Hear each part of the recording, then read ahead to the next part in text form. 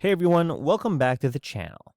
In this video, we're going to show you how to change the tab icon or logo on your WordPress Blocksy site. So in a previous video, we showed you how to change the site title here from just being the default domain name here to whatever your site title is. In our instance, we're website assets, so I changed it to website assets. And as you can see, we have the WordPress icon here on our tab. How do we change that to our logo over here? Let's go ahead and click on Customize, which should take us to the WordPress Customizer. And let's go ahead and scroll down. Under the core section, let's click on Site Identity.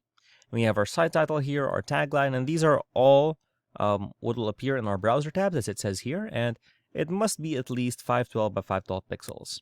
Let's go ahead and click Select Icon. We can upload a file or just select our own one, and that's how it should appear. Let's click on Publish and wait for that to save. Let's go ahead and click Reload. And you can see that our site icon or logo for the tab in WordPress Blocksy has changed. So if you found this video helpful, please leave a like, comment, and subscribe to our channel, as it really helps us out with the YouTube algorithm. Show this kind of video to other nerds like us. Thanks for watching, and we'll see you on the next one.